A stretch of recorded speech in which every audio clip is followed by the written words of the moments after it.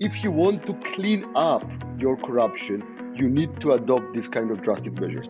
Doesn't matter what kind of reform you do, there is always resistance. Youngsters didn't believe in their own future. Welcome listeners and viewers to a very special episode of Howdy Arabia. My guest is Mr. Nika Gilauri, who served in the government of Georgia in one of the most celebrated reform periods in the 21st century globally, taking Georgia soaring in the business and transparency rankings, as Minister of Energy, then Minister of Finance, and then finally as the country's Prime Minister. After those unparalleled achievements, now Mr. Gilauri heads a specialized advisory firm called Reformatics, which exports these phenomenal strategies of that generation of leaders to public sectors across many countries, and through being a senior advisor at McKinsey as well. He also put this legendary 8-year reform story into a book called Practical Economics, which I have a signed copy right here from when I attended his seminars in Jordan in 2019. Mr. Gilauri, I'm so grateful to have you on the show. Thank you very much, Imad. Thank you for inviting me. The reforms, Mr. Gilauri, that you presided over, they covered so many areas, from energy to taxes, corruption, customs, education, healthcare, bureaucracy. The outline in your book is amazing. It's like the toolbook for any emerging market, like Jordan, like most Arab countries, that to just transform. But I mean, was Georgia that bad? What was Georgia like in 2003 before you began? Actually, the purpose of the book was exactly that, to try to put together for everybody who is interested in that, all those very tough reforms that we had to do in Georgia, to make this transformation. And the biggest obstacle in 2003, when new government came in Georgia, was actually corruption. Georgia's standing in the World Corruption Report by Transparency International was one of the worst. We were fourth, if I remember correctly, fourth from bottom, as fourth, one of the most corrupt countries. We were 112th in Doing Business report of the World Bank. Actually, the situation was that how economy would grow any farther, nobody could understand, because the only growth came from Baku-Tbilisi-Ceyhan. It was an oil pipeline that was put through Georgia from Azerbaijan to Turkey, and that was done. The project was almost finished, and nobody had an understanding where new economic growth could come from. Economically, it was bankrupt country, because country had to go to Paris Club, which sounds very cool, Paris Club, but it's actually a place where governments ask for restructuring of their debts. So it was on the verge of bankruptcy. Our debt was much higher than any country of that size. So the situation was one of the worst. It wasn't sustainable at all. And that was one of the main reasons why actually previous Shevardnadze government had to go away, and population actually really demanded for the new government to step up and to be brought to govern the country. Petty corruption was all over the place. Main corruption was all over the place. So it was actually country on the verge of total failure. And the Rose Revolution, which happened in 2003, it was sort of, in your book, you have a statement that says, don't miss an opportunity. When you're at rock bottom, there's a way to bounce back.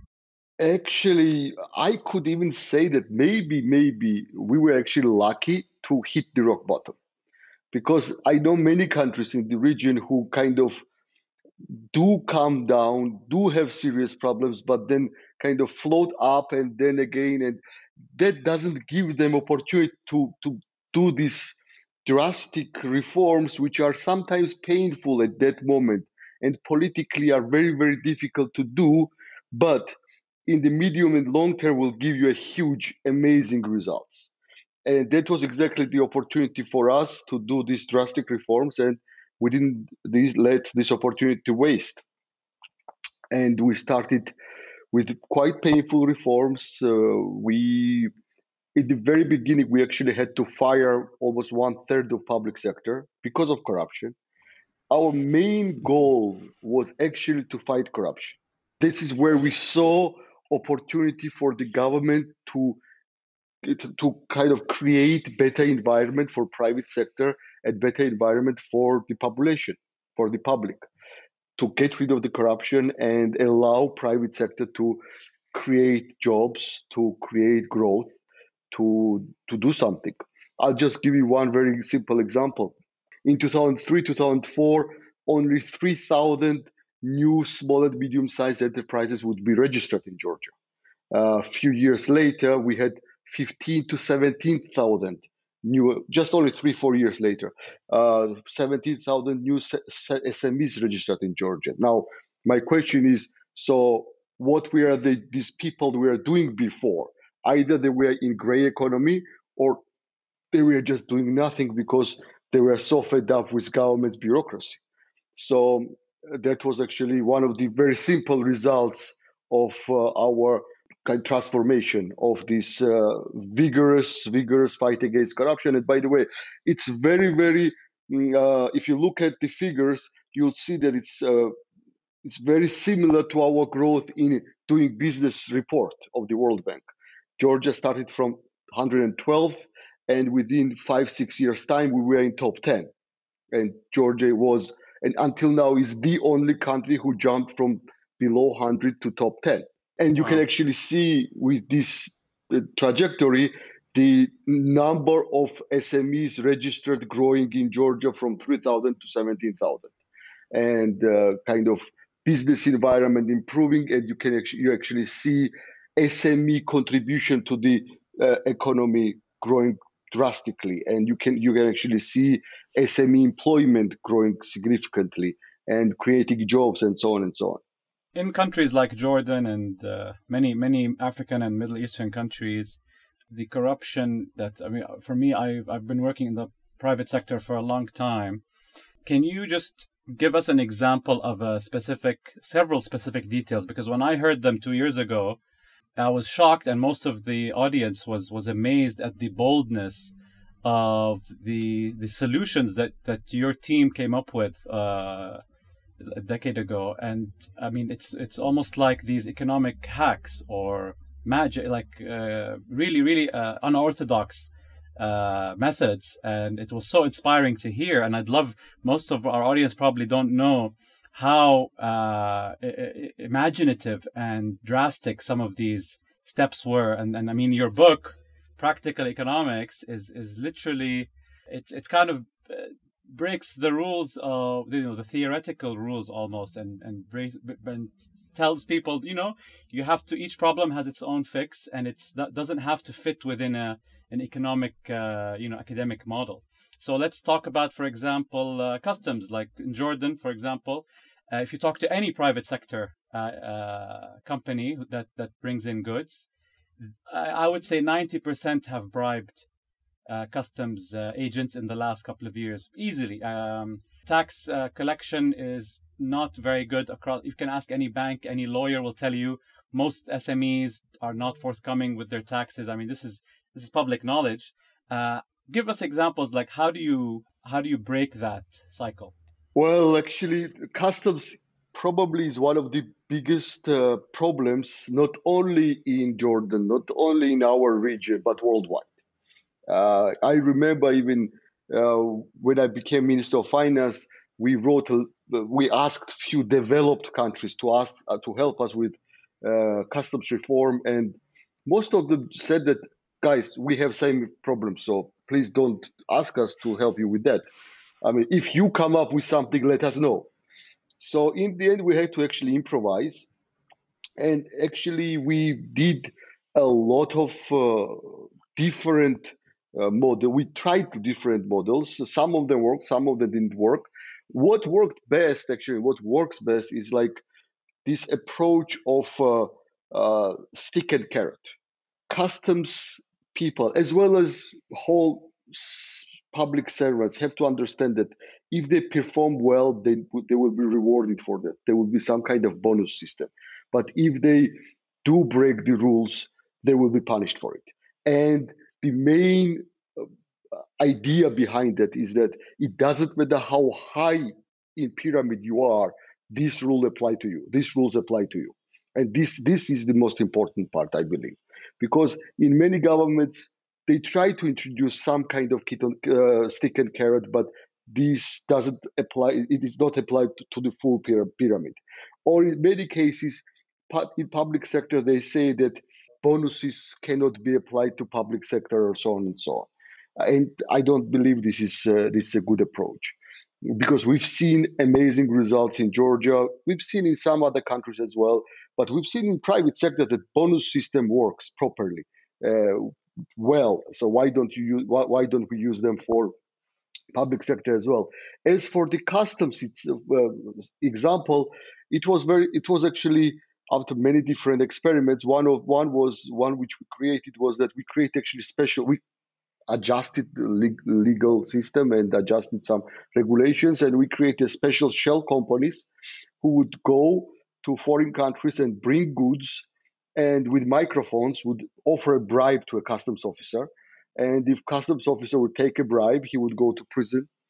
It was recorded, and so he would go to prison. If the customs officer doesn't accept the bribe, but still customs clear the goods, we will have him for future checkups.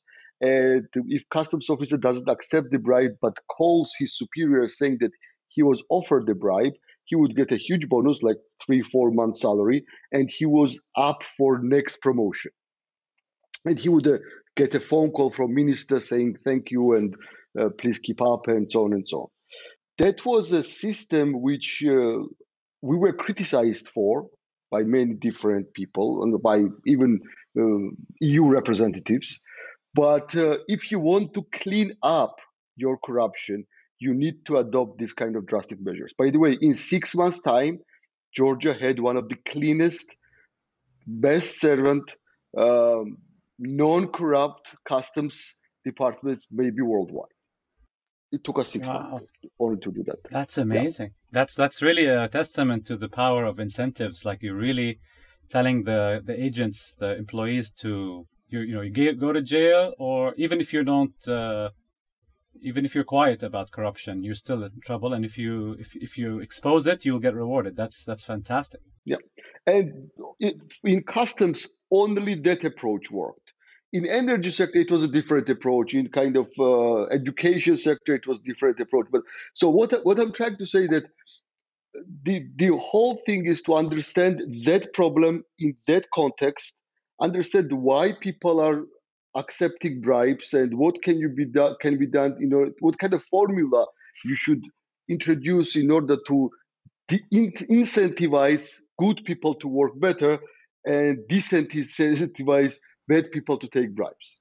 What about the bloated amount of regulation and even in the customs, but across the board? I mean, in taxes, and I mean, this is probably one of the excuses for having a complicated, corrupt system. There's so many, customs codes and taxes and fees. One of the biggest and kind of most difficult jobs that our government did from the very beginning was actually try to clean up all the bureaucracy and get rid of all these heavy regulations that would make things more and more difficult for private sector. I truly believe in simplicity is key for regulations. The simplest is the regulation, especially for countries for developing countries. When we go to Western Europe, developed countries, the situation is totally different. There you have a capacity, human capacity, financial capacity to have this type of regulations. Whereas in developing countries, we need to come up with a simple regulations where bureaucrats are not given possibility to do double interpretation. Not because that it's complicated, they cannot do it. No, because in developing countries, we lack financial capacity to give enough funding for this kind of regulations to keep them checked and keep them clean.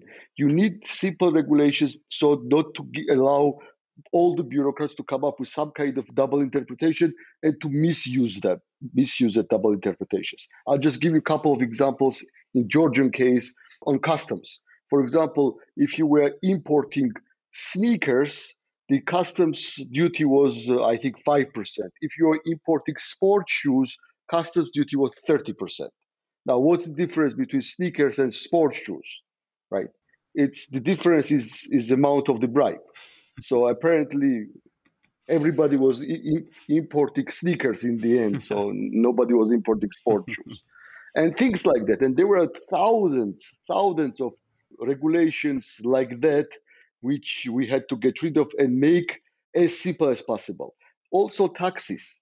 We had 21 different types of taxes, all of them complicated, all of them with huge double interpretation uh, ways, and so on and so on.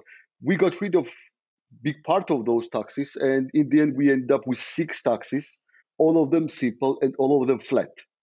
No, this more you earn, more you pay.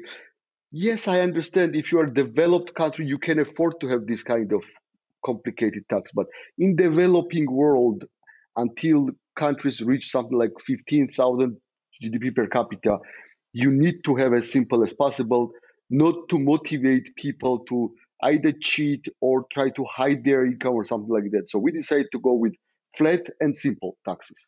And that worked, by the way. Despite decreasing number of taxes and despite decreasing simultaneously rates of taxes, our tax revenue increased. What about something like sales tax, which requires proper invoicing, and it's difficult to monitor because people feel it's too high. It's taking away from their net profit a big chunk of their margin. How I read that you tried something interesting that I've never heard of before in economics or business with the invoices to just try to make as many businesses as possible to abide by invoicing and sales tax. That's what are you talking about? Mystery shopper. Yeah. Also Well, that was the lottery with the yeah, invoice that number. was yeah, that was one of the experiments. Also, by Yeah. the way, we decided, especially for small size shops and small size enterprises, they were trying to avoid paying taxes, and there we created kind of 2 3 different motivations for all parties to actually do as clean as possible. So one way of doing that was actually that lottery was created for those who would actually get check, and for every check you would get a certain number, and by end of every month some of these numbers would win money. So actually the customers were interested in getting checks from the shopkeepers, and also on top of that we would create a mystery shopper, which were normal public people. We would train them, we would give them cameras, and we would ask them to go and do the mystery shopping around the city, and they would earn money, actually bonuses, based on how many times they would discover that shopkeeper wasn't giving them a check, proper check. So that was by the way, that experiment went well for a few months, but then it kind of went out of hand because these people started to realize that they can earn big money on that, and they came up with some kind of tricks. So in the end, we had to stop that. So by the way, every time we speak about any specific successful reform, please bear in mind that behind that there are like 5 6 unsuccessful attempts also. So it was kind of very tough times for everybody. It was interesting because we had to experiment a lot. No other country before us, before Georgia in 21st century, had went through so many diverse reforms as we had to go through during that period of time. So we had to actually experiment a lot. Wow, amazing.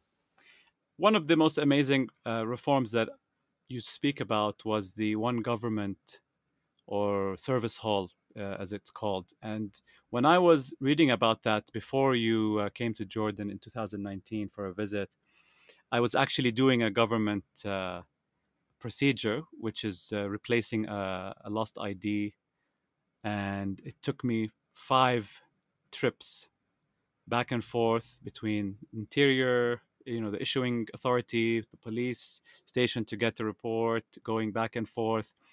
At the same week, I was reading about the amazing concept that your government spearheaded, which is, I mean, I've actually pitched this idea to people maybe 20 times, uh, and they're all like, "Oh my god, I could save." You would reduce traffic in the city if you did that. Just driving traffic. So I'd love you to speak about it, like this whole one government idea. Sure. Look, the biggest obstacle for reforms is actually civil servants, is actually part of government who don't want to have any kind of reforms. Bureaucracy on its own, by its own nature, doesn't like any change. So when new government came in power and we wanted to come introduce something new, we had huge resistance from bottom up, saying that no, we cannot do any changes. And mostly the reasons were one of the two. The first reason is that this is how our fathers used to do that, so we cannot change it, or security reasons, and we cannot change it.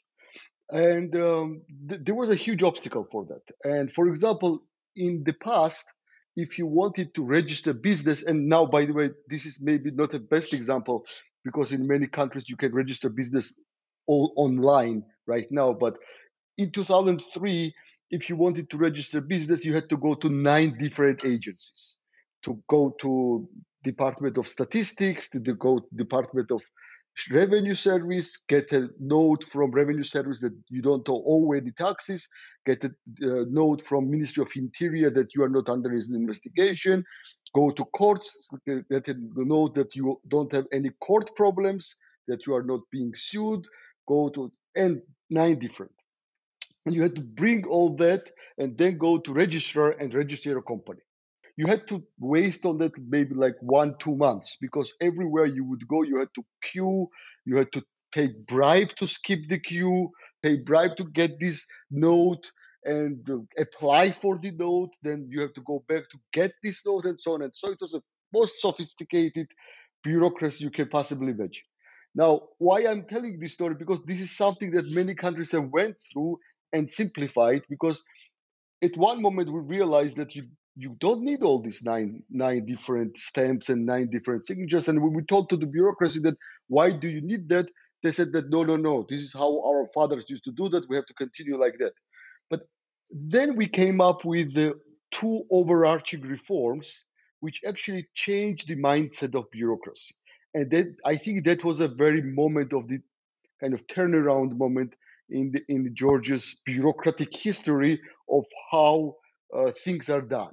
And the first of this reform is one government principle, which says that no government agency can request any paper to be brought from different government agency. If this government agency wants that paper, he should go and get it himself. So, for example, if registrar is requesting that you should go and give them from Ministry of Interior that you are not under investigation by Ministry of Interior, or from of Revenue Service that you don't have owe any back taxes, no, you shouldn't go. It should be registrar who should go and get this information themselves, because it's a one government, because they can communicate with each other much better and much easier than the customer can. And customer views actually the whole government as one big entity, and for customer it's not really understandable why he should go to bring to one department of this entity a paper from a different department of the same entity. The second principle was silence is consent. If you apply for something, there is timeline, and if you don't get a result or don't get an answer on time, the answer is automatically yes. And for example, just give you that example works very well for example, when you apply for permit to build a house in Georgia. If you would apply to build a house for this permit, you could wait for a year to get an answer. You have to actually go and pay bribe in order to find out in which department your application was, and then go to that department and pay bribe to understand what's going on with your application. So when we came up with silence is consent, we said that within 21 days, if you don't get an answer from government entity for a permit, the answer is automatically yes, and you can go and start construction. For a license, it's 30 days. If you don't get an answer within 30 days, license is automatically yes, and you can do whatever you want. So now think about these two overarching rules: one, government principle, and silence is consent. And if you put them together, you realize that the civil servants kind of realize that in order for them to work, they need to get all those papers themselves, which until then they were requesting this same thing to be done by customer, and they have limited time for that. Because if they don't do that on time, they can get fired, because automatic yes means that it sometimes once in a while it will be a wrong yes. So they can get fired for that. And in the end, they came back to us and said that, guys, we need to change these rules. We don't need 9 signatures, and we don't need 9 entities to put stamp in order to open a company. Well, welcome to our world. So within few months' time, actually, the procedure was like done within few minutes. Customer actually could go to registrar. And I'm talking about even without any IT programs. It was still back then. It was done paper based, and even back then, you could open a company in Georgia within 1 day maximum. You could just go, show your passport, give your company name, and they would even ask you in which bank do you want to open your bank account. They would actually open your bank account for you, where you had to go in the end and actually show your face there, but you even had a bank account. And then the registrar would send your information and your company information to revenue service, department of statistics, court system, and so on and so on. Everything was after that checked post factum, and that's how it worked. And that idea of one government principle and silence is consent then took us one step forward, and that's where this new public service whole idea came from. And then we brought the idea of all government services to be done within one area, and we actually created a kind of front office of the whole government. So when a private sector representative or a representative of public or a citizen wants to get any service from government, he or she knows where to go. He or she doesn't need to understand, has to go to Ministry of Justice first, or Ministry of Interior, or Ministry of whatever it is. They know that the only place to go is Public Service Hall, where all these services as a front office are provided. Now, actual work is done by ministries, but the ministries has absolutely no contact with the customer. Customer contacts only with Public Service Hall, which is the front office of the whole government. Did you have to retrain?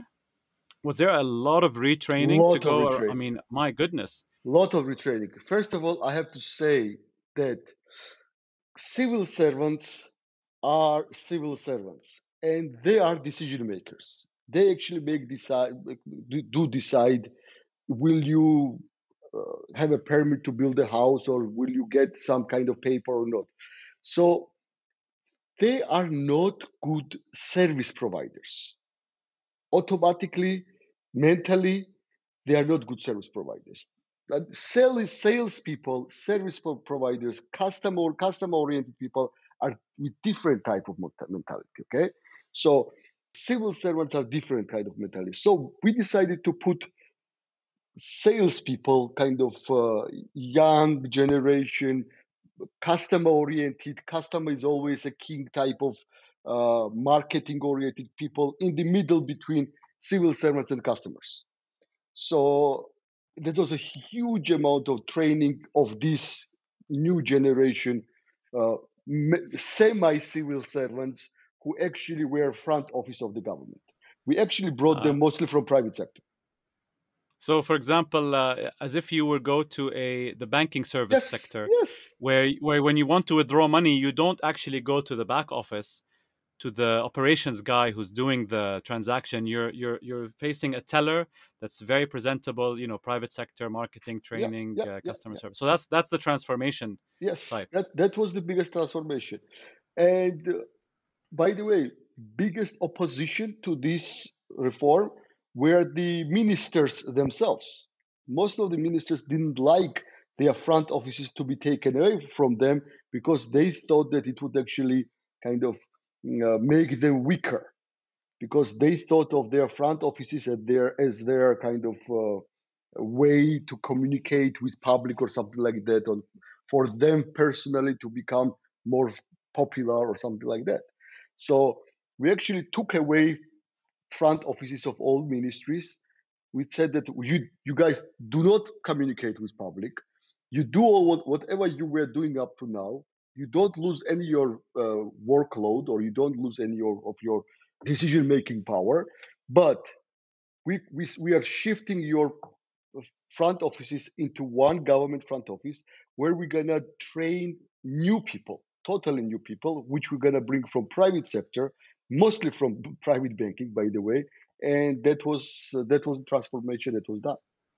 In the Arab world and in many emerging markets like Jordan, consumer protection is one of the goals of government, and there's always an agency that tries to regulate products that are coming in, making sure they're up to spec, and usually they borrow the complicated requirements from developed countries on certain goods, medicine, food, and it becomes a mountain of overregulation and even scarcity of product because it's too difficult to import. Like I've personally experienced it myself, and I've just declined certain business opportunities based on the complexity of, let's say, the Food and Drug Administration approvals.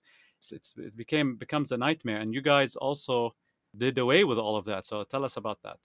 Well, it was one of the most complicated and corrupt schemes in Georgia, especially importing pharmaceutical products.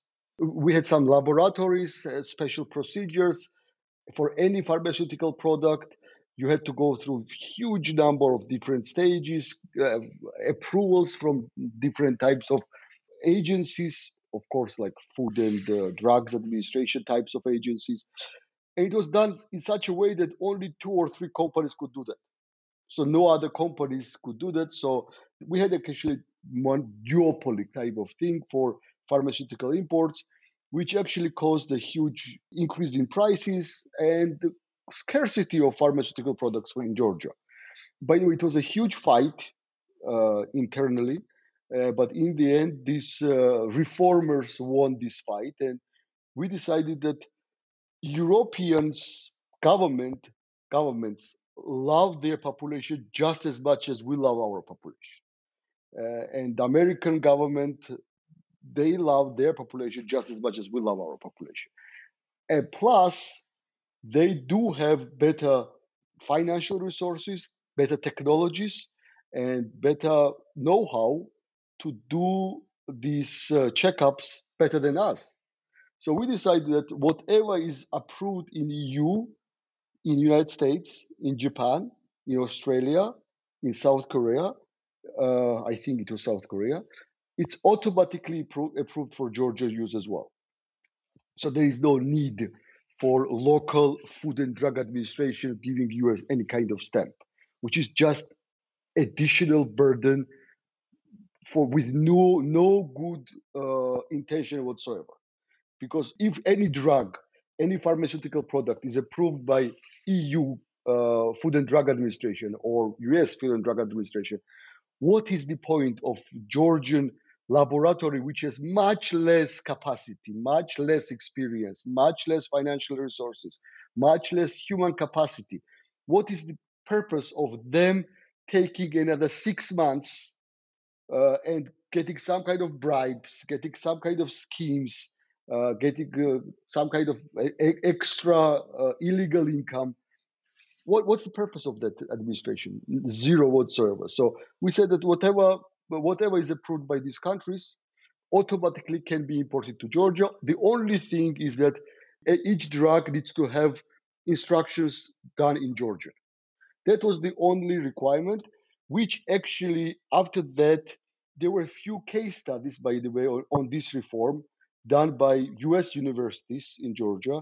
And they discovered that prices on drugs, on pharmaceutical products in Georgia, dropped by 34% within 1 month time, and within 1 or 2 months time. Instead of three importers, we had 20, and we had one of the biggest, and until now we have one of the biggest variety of pharmaceutical products in the world. So I'm realizing in countries like Jordan and Georgia, there's a common theme where overregulation over time has not had the effect of reducing corruption, but the opposite effect, and it's also stagnation and overpriced, and it's just not a good business environment for foreign direct investment or even local growth. Local, like you said, SMEs during that period of reform, there were so many more new companies were happy to register in Georgia. I mean, we can go through so many of those. You mentioned that you had several thousand traffic police officers fired at the same time due to massive corruption.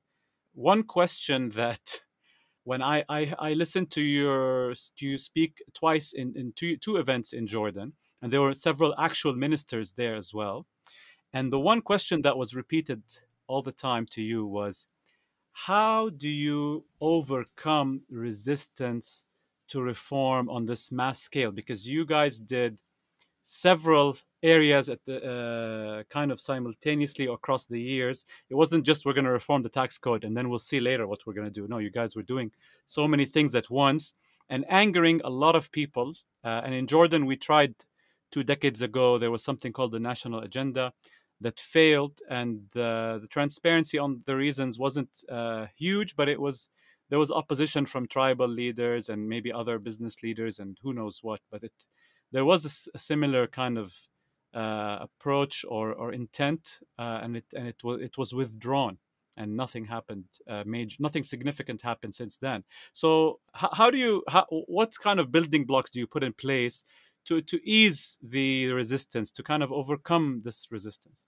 There are few prerequisites. Prerequisite is political will of the government to actually do the reforms, because many times I've seen governments who say that they want to do reforms, and by the way, there are all governments say that they want to do reforms, but is there real political will to do that, or it's just a kind of face of the government that they are saying that they want to do reforms? That's one. Second is capable team who can actually do that and who work as a team and do not work as each other's enemies, competitors, whatever you want to call it. In every government, you have these fractions and you have these people who go against each other. So you need to have a political will of the top of the government to do the things. Then you need a team who works as a team, and these are kind of prerequisites for this type, for overcoming resistance, because they're going to be resistance. It doesn't matter what kind of reform you do, there is always resistance inside of the bureaucracy or amongst the public sector or among the opposition or among the business community. Doesn't matter, there is always some kind of resistance. Then you definitely need to have this stick and carrot kind of measures put in place and explaining to civil servants how the reform gonna work and who gonna be for that rewarded and who can be fired, and how this formula works. And it has to be very, very clear for the civil servants how the formula works. But the most important thing to go against this resistance of reforms and push through the positive reforms agenda is communicating with public and explaining to public why the reform is done. What is the mostly public understands what the problem is, and communicating to public that we understand the problem, we know how to deal with that, this is what we're gonna do, and this is what kind of results we will have, and this is when we're gonna achieve those results.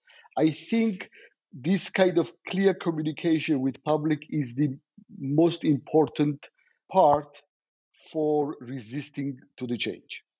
So the average citizen who would find a moral argument for not paying a sales tax, or letting something slide before, because the government is seen as this giant unfair entity, which is becoming more of the situation in developing countries like Jordan, especially with COVID economic situation.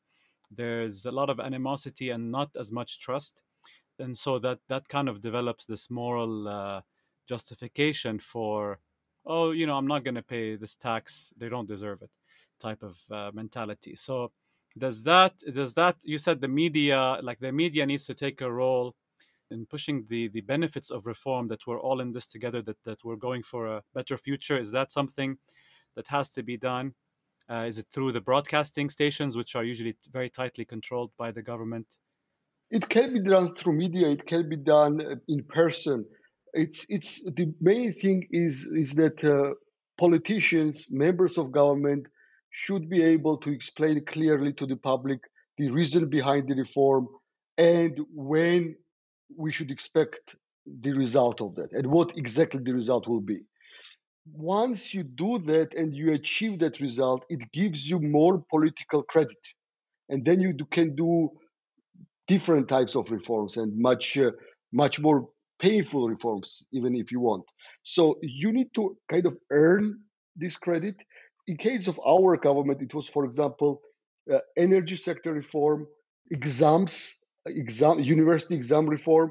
It was patrol reform, police reform, which actually earned our government and credit, because we, in every of this case, we said we know what is the problem, we know how to solve it, and it's gonna take us this many months or this many years to solve it. And once we do it, you'll see the result. And we actually achieved that. And after that, the government was given a credit which was actually used for other different, more painful reforms. Okay, so in cases like you mentioned, the university admission crisis, that or the corruption situation that was in Georgia 20 years ago, what was that before and after the reforms? It was very simple. Before the reform, you could not get into university. Well, let's talk about top universities in Georgia without either phone call through some elite government or whatever it is, or ministry or whatever it is, or actually actual bribe. There was actually hard cash exchanging hands for you to get to university. That was the system. And what we introduced said that no, it's not going to work anymore. All this system is out. Anybody can get into university, and it's going to be done based on exams. And we create these 4 exams for everybody, which was taken simultaneously. And in order to avoid any kind of misinformation, we actually, in the first 2 years, we actually printed the exam papers outside of Georgia. So there were no leakages. And it was one of the most amazing reforms for understanding meritocracy amongst young people in Georgia, because youngsters didn't believe in their own future. If you were born in kind of suburbs of Tbilisi or in poor region, you almost had no chance to get into university. And these youngsters couldn't see their own future. And that was the worst thing that the previous government was doing to the young generation of Georgia. And with this reform, we told to youngsters that no, it's not like that. If you learn, if you study, if you pass these 4 exams properly, you can get to university, no problem. And the result was amazing. On the second year of this reform, per capita, we get into university. Highest was from the poorest region. From the poorest regions, we get the most amount of students into universities, because these were people who understand that if they don't get to university, their future is in those poor regions, and they need to get out of the poor regions. And we gave hope. to this new generation people, and they started to learn, they started to study, because there was no point for them to study before that. There was no chance. They knew that there is no chance for them to get to university. So if there is no chance to get to university, why do you study? If there is no chance to get out of this poor region, if you're gonna stay there anyway. So there was one of the major kind of milestones for reforms, I believe, was actually exams reform. In your years assisting policymakers around the world to reform, can you discuss any recent example of a successful transformation? As you know, I have a company called Reformatics, where we have kind of put together all those people who did these reforms in Georgia, practitioners. We are we're a different type of consultancy company. We don't bring you presentations, so we actually work with governments to implement the reforms. We're kind of implementators, not the presenters. So during the past 7 years, we worked with over 25 governments in the region, in many countries in Africa, Eastern Europe, Central Europe, Middle East, Central Asia, post-Soviet Union. In many cases, governments want to stay anonymous, and we have kind of in contracts, we do have a clause where we cannot discuss any details of that particular reform. So I cannot discuss many reforms that we did with governments, which is fine, which I understand, by the way. In the end, it's government's decision, by the way. It's not consulting company who does these reforms. In the end, it's government who does the reform. So it's government want to keep that confidential, that they were assisted by any consulting company. But there are few governments who are actually say that, no, why not? Please disclose our reforms. One of these governments is Kazakhstan, where we have worked for past 5 years, and we've discussed many times that they are fine with us disclosing that Reformatics have worked with the government of Kazakhstan for past 5-6 years. And just one very quantifiable achievement of that country is that in doing business report of the World Bank, Kazakhstan was on 77th place when we started to help to work with them, assist the government. Now they are on 24th. So within like 4 years time or 5 years time, where we are actually working on this direction, Kazakhstan have jumped from 77th place to 24th, which is an amazing achievement, by the way. And the reason why Kazakh government wanted to do that, because they want to diversify from oil. And when we were discussing how you do diversify from oil, one of the diversification strategy is to empower more and increase SME contribution to GDP, which is, I think, is a very good strategy, well thought strategy, long-term strategy, which will have its own amazing results going forward. So they decided what is the best way to empower SME? What is the best way to give SME more freedom, for them to create more jobs, for them to create more value? Is it appeared that the best blueprint is still doing business report, because this is actually a blueprint for small and medium-sized enterprises. This is not a blueprint for FDI. This is not a blueprint for large companies or strategic companies to invest in any of these countries. This is actually a good blueprint how to do reforms to de-bottleneck small and medium-sized enterprises, how to give more freedom to entrepreneurs to come up with more ideas, to come up to start more companies, and so on and so on. Because this ease of doing business report is actually exactly describes in which state is regulations which are easier for small businesses to conduct business, for small enterprises to conduct business. So I think for if any government wants to do good reforms for their SME sector, the easiest thing to do is just to have this blueprint of ease of doing business, adjust that a little bit, and introduce those reforms. but it's not enough. There are more than that. Ease of doing business like captures only maybe 1/3 or 40% of reforms that are needed for SME sector. There is additional reforms which we actually helped Kazakh government with, and we actually seeing right now amazing transformation of SME sector in Kazakhstan due to these reforms. So there are very big variety of reforms which we have done ourselves in our country, and we believe that can be very, very useful for many countries, especially in post-COVID situation, because I believe that we will face new reality sometime early next year. By end of 2021, most of the developed world will be already vaccinated. Western Europe, United States will be vaccinated.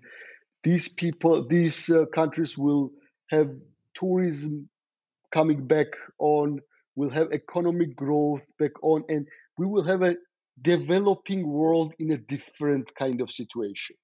And if now governments do get some extra credit from private sector due to pandemic, this extra credit will be gone. And private sector, especially SMEs, will be in very, very difficult situation. At this moment, yet, we do not fully understand in developing countries how bad financial situation of SME sector is. And let's face it, COVID pandemic, economically speaking, was not a big burden or big problem for financial sector or housing sector or something like that. It is an SME problem. So governments will need to solve this problem somehow and start to need preparing for it now, because once economies will start reopening, we will see SME sectors being almost bankrupt. Not only in Georgia or in Jordan, in all over developing countries. We don't see that now because in many countries there are some special regulations, some special rules for SME sectors where governments are not requesting them to pay taxes or postponement of credit payments to banking sector and so on and so on. Once this is gone, we will see that probably way above 50%, up to 75% of SME sectors will be bankrupt, unless governments will put some kind of measures now. So what Reformatics is offering to governments of developing countries currently is that kind of checkup of the SME sector, audit of the SME sector, in what state SME sector of this or that country is right now, and what kind of measures need to be put in place in order not to face SME sector bankruptcy going forward. In Jordan, we would love we're everybody's hungry for change. We would love to be assisted in many ways, and the government works generally through things like US aid that comes in with a budget to reform a specific sector, and then you have consultants, they bid on certain projects for reform, and they usually go relatively well, I would assume. But nothing, we haven't seen anything major happen in many decades. I would assume maybe because the concentrated powers in Jordan, you have His Majesty the King, you have on one side the royal court, you have the mukhabarat, the intelligence agencies, you have tribes, you have the military, you have many centers of power in Jordan, and if one of them is totally not on board with certain changes, usually the executive decision is made to prioritize stability over risking any kind of upsetting one of these power structures. But what you said is amazing, is that to actually maintain political stability, you need to improve the SME environment, business environment, because that's the bottleneck for social social well-being, and that's your key to political stability in the end. Look, a few days ago, I had an argument with some economists. We had arguments with some economists that some of them were saying that SME shrinking is good for economy because SME is the part.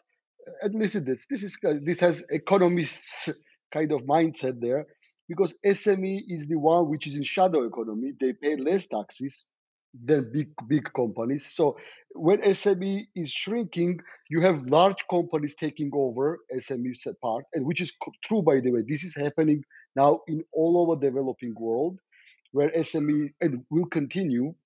SME is shrinking, and large companies are taking over this space, and they are saying that good, we'll have less shadow economy, higher revenues from taxes, and more efficiency because large companies are more efficient than SMEs. Which, from one, if you look at it from that angle, it is correct. But another angle is that you have two huge problems looming in with this process. You have, first of all, SME sector shrinking means political problem coming in because these are people who are entrepreneurs, who are leaders, who created their own small companies, who wanted to grow, who are active, and them being pushed out by large companies not fairly because of pandemic will create a bigger kind of problematic view of them towards government, anger toward government. That's one. But second, and more also very important, is that with this process, entrepreneurship is dying because SME sector is the one that comes up with new ideas, with entrepreneurs, with new companies, with new somethings. And this will be also gone away from the economy. So I don't believe that big companies taking over the space of SMEs is a good thing. And I believe that it can be a very problematic issue. And I believe that many governments will be facing serious political problems in 2022 and 2023 as a post-pandemic economic development. Well, I hope your team is probably has their hand full with clients requiring real assistance economically, and I hope that we'll be lucky enough to get this kind of attention, this kind of assistance, to graduate to a better place, especially like you said next year when the dust settles and the businesses are totally bankrupt. Many of them. We will have many challenges up ahead. So thanks so much, Mr. Gilauri. Thank you. Thank you. It was a pleasure. Definitely, it was great, and I'd hope to see you one day in the Middle East again. Come visit us. We'll be happy to. We'll be happy to. I really enjoyed my time in Jordan. You just listened to my interview with Nika Gilauri. For more episodes and announcements, please follow Howdy Arabia on Twitter, LinkedIn, and Instagram, and subscribe to our channel on YouTube.